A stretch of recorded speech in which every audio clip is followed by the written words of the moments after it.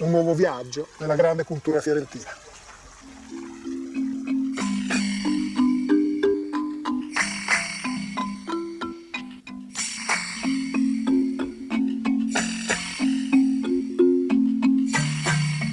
In quella parte della Firenze medievale, che ancora oggi viene chiamata di là d'Arno, il grande giardino di Boboli si estende per circa 30 ettari sulla collina omonima, alle spalle dell'imponente Palazzo Pitti.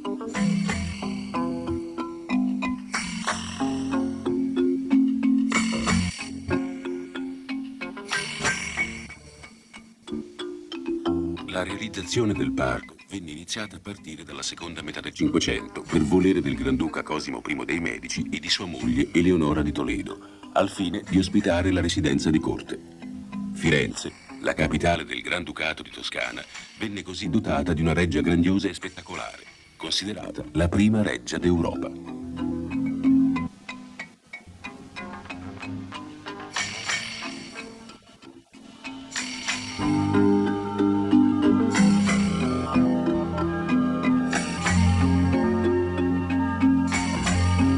Boboli divenne così la scena del principe rinascimentale, lo sfondo spettacolare della sua azione dinanzi alla vita cittadina e comunitaria.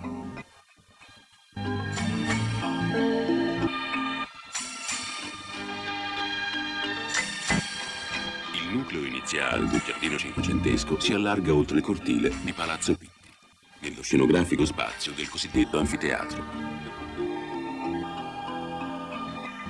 Il giardino fu formato da un insieme di strutture vegetali, come siepi di varia altezza, boschetti e labirinti potati in modo geometrico. Vennero scelte le piante più rustiche e resistenti, quelle essenze sempre verdi mediterranee, fornite dai boschi che crescevano spontanei nei dintorni di Firenze. Boboli divenne così un giardino di leggi, filiree, lentaggini, alaterni.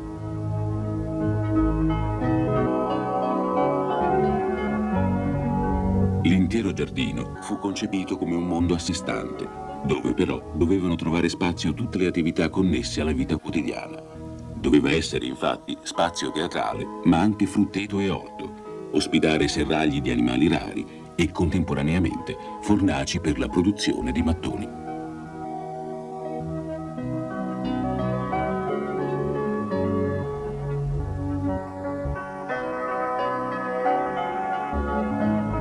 Nei grandi vivai, dominati da grandi sculture di divinità mitologiche come il Nettuno della Fontana del Forcone, si raccoglieva l'acqua per la manutenzione del giardino e degli orti, ma anche per il fabbisogno della corte.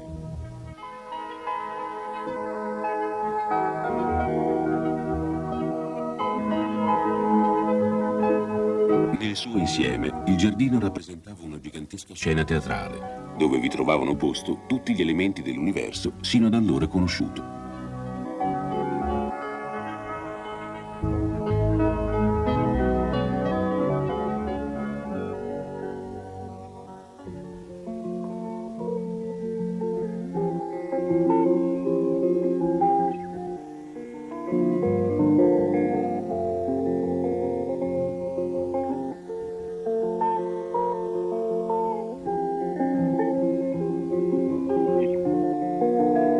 Le mura fatte innalzare da Cosimo I al tempo della guerra contro Siena racchiudono il nucleo cinquecentesco di Boboli.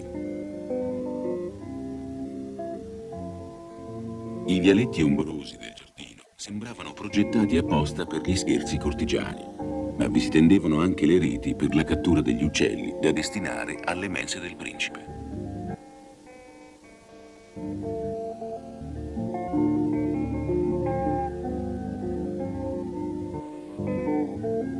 Nel giardino era possibile esibire gli elementi della natura come in una sorta di museo all'aperto.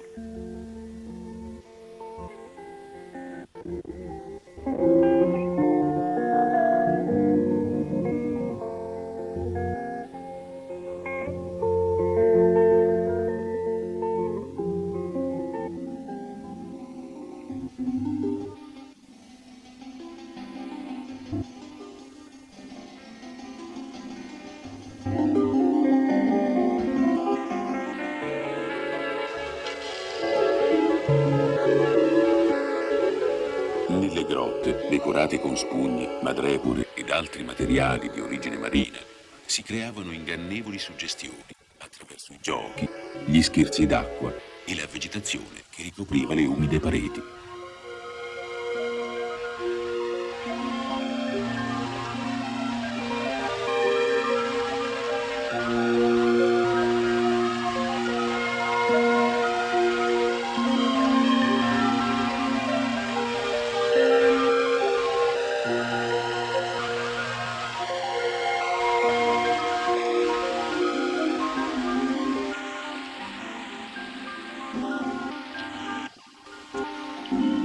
Fra il 1586 e il 1587 Bernardino Poccetti affrescò la volta del primo ambiente della Grotta Grande o Grotta del Buontalenti, con scene di genere e ritratti di animali che comprendevano preziosi esemplari esotici.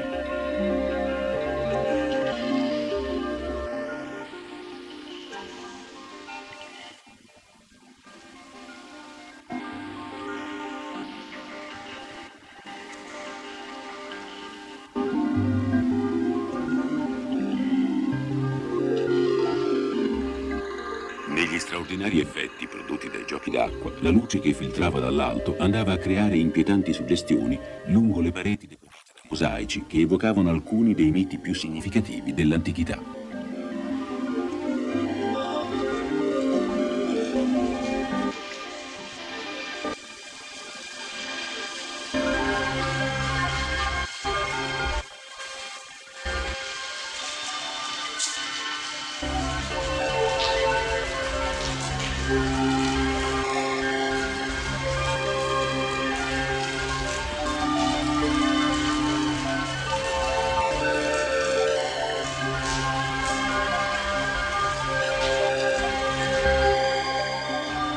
Furono ospitati nella grotta anche i 4 incompiuti prigioni di Michelangelo, destinati in origine alla tomba di Papa Giulio II della Rovere.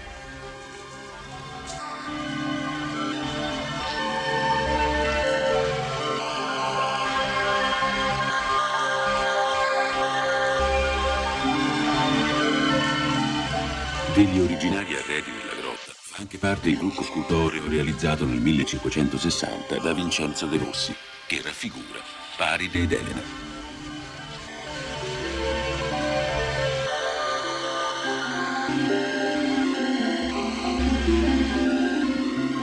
Tra le decorazioni della Grotta Grande sono frequenti le insegne di Cosimo I.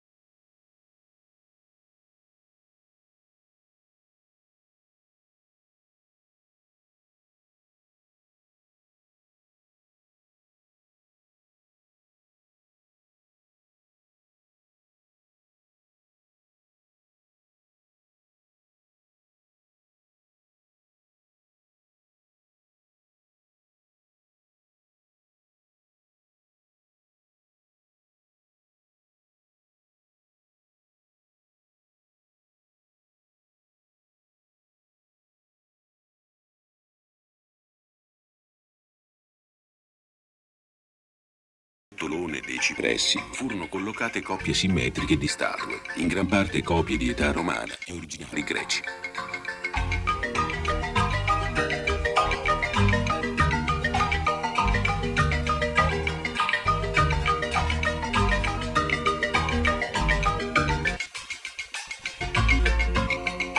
L'impianto originario delle ragnatele migliaia di popoli che regolavano secondo un rigoroso ordine geometrico l'intero parco, è andato quasi completamente.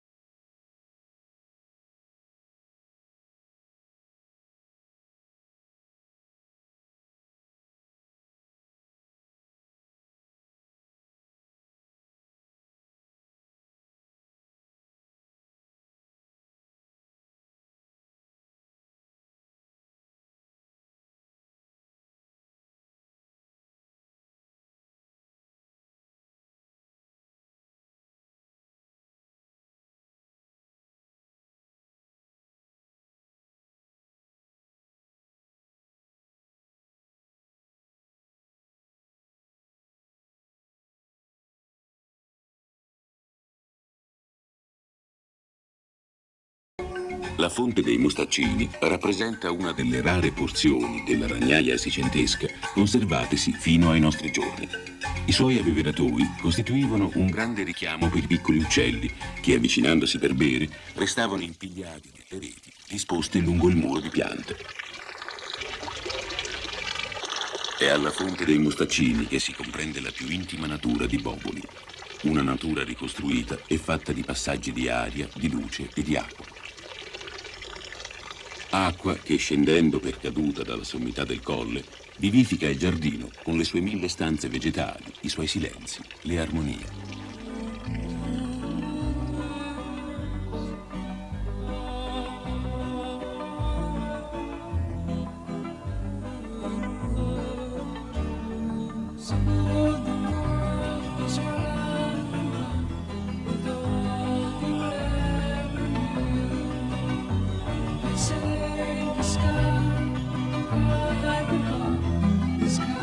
L'isola, nella parte più occidentale del giardino, era il luogo ideale dove il principe e la corte potevano dimenticare i problemi quotidiani e dedicarsi agli svaghi e ai passatempi preferiti.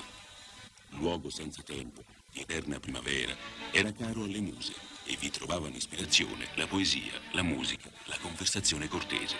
La grande vasca di forma circolare è ornata da alcuni gruppi di sculture, fra cui quelle di Perseo e Andromeda, destinati a nuotare in direzioni opposte senza potersi incontrare mai.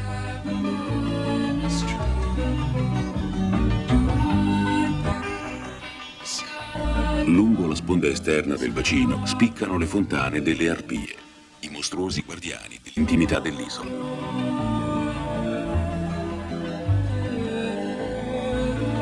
Al centro dell'isola, nel 1637, fu collocata la granitica fontana dell'Oceano, per la quale il Gian Bologna, nel 500, aveva realizzato l'imponente statua di Nettuno, circondato dalle immagini del Nilo, del Gange e dell'Eufrate, seduti intorno al dio marino.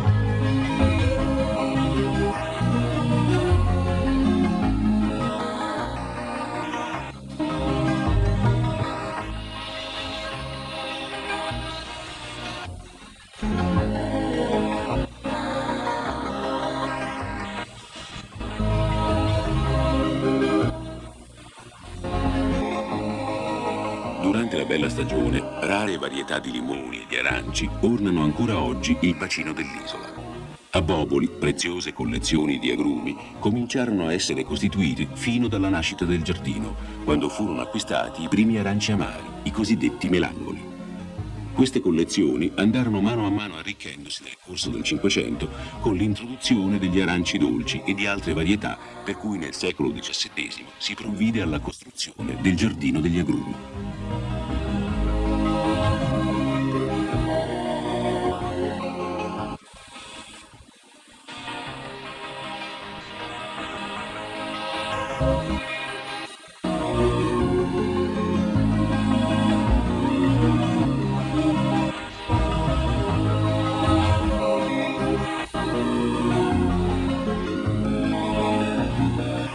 Le condizioni climatiche e ambientali dell'area fiorentina non consentono la coltivazione interna degli agrumi, che abbisognano del ricovero in serra fredda durante l'inverno e vengono di conseguenza coltivati in vaso.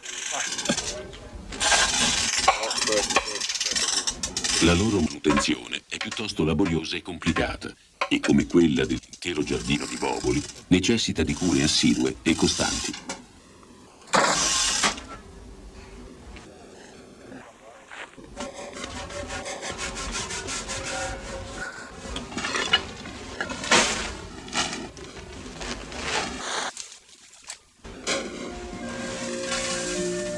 Per il ricovero degli agrumi dell'isola e di quelli di altri giardinetti, verso la fine del Settecento fu costruito lo stanzone degli agrumi, o limonaia, sul posto dell'antico serraglio in cui Cosimo III dei Medici raccoglieva animali rari e bizzarri.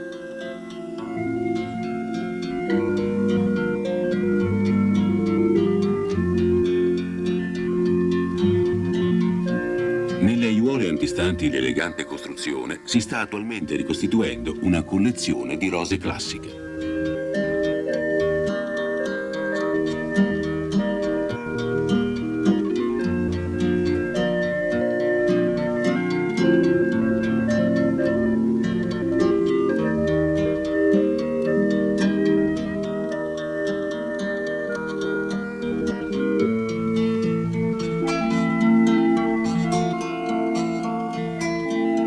Opera dell'architetto neoclassico Zanobi del Rosso, la limonaia è fra le ultime grandi realizzazioni architettoniche dell'intero giardino di Boboli.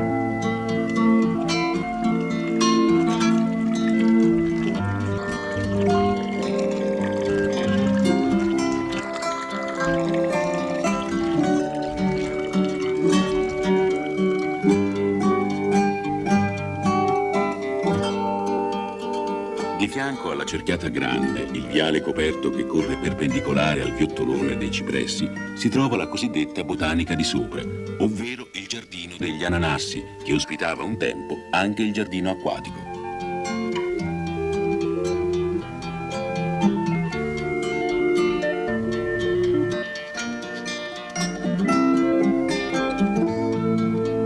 Le grandi vasche circolari, sui cui bordi oggi fanno bella mostra di sé di piante tropicali, fra cui alcune varietà di cicas, di palme e di banani, furono volute dal botanico ottocentesco Filippo Parlatore per la coltivazione delle piante esotiche di ambiente umido.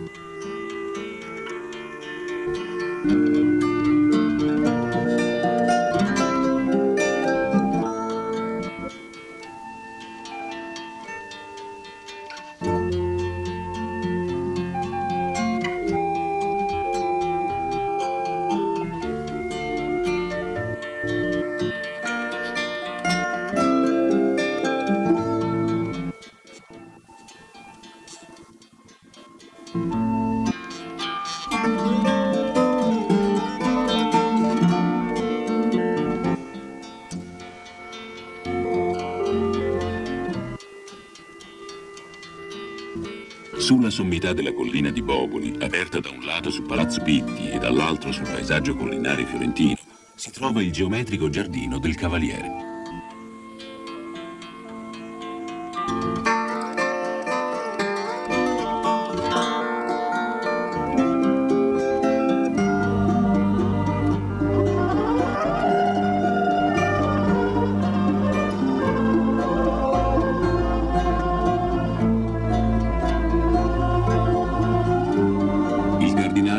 Leopoldo de' Medici vi si era fatto costruire una piccola casa, nella quale teneva le sue riunioni con artisti e scienziati. Più tardi Cosimo III l'avrebbe trasformata in una elegante palazzina.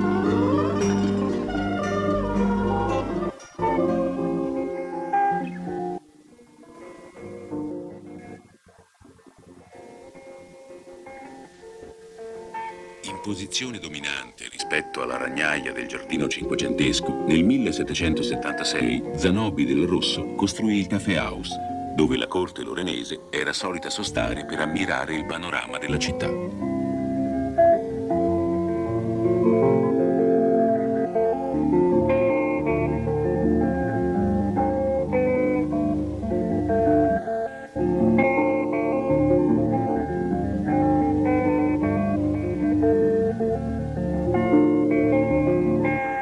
Posta al di sotto della massiccia fortezza del Belvedere, l'elegante struttura a cupola del Café House si inseriva in un complesso di piccoli giardini e frutteti, solo più tardi trasformati in prati.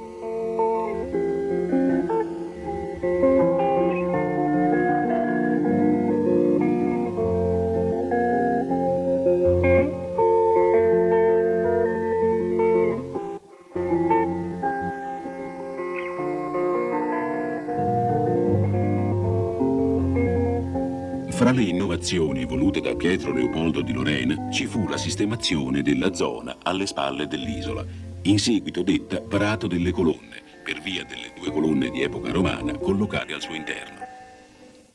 Nell'area fu anche realizzata un'alta siepe di forma semicircolare, nella quale vennero ricavate profonde nicchie per la collocazione di 12 busti colossali.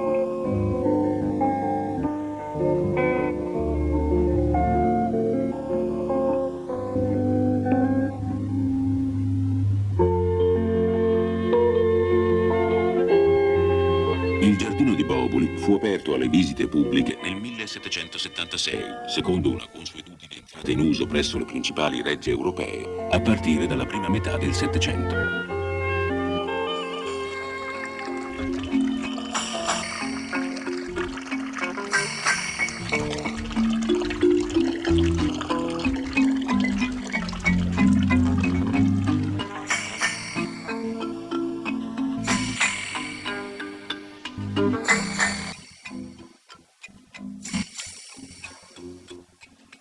Nei quasi 4 secoli che sono stati necessari alla sua realizzazione, il giardino è divenuto una delle più grandi e ricche collezioni d'arte a cielo aperto. Invece che nelle sale di un museo, le opere sono nei prati, fra le aiuole, di fianco alle vasche o nell'intricata vegetazione dei boschetti.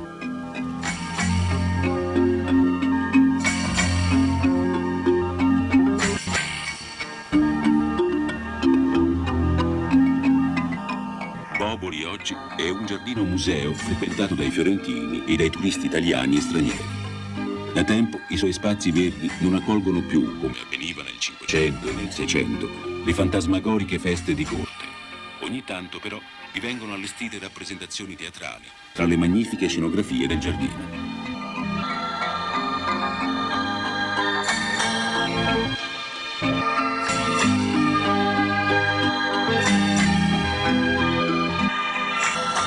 Specchio di epoche e di gusti, il giardino di Boboli è uno dei rari luoghi in cui si riflettono circa 4 secoli del gusto, del pensiero e della tradizione occidentale.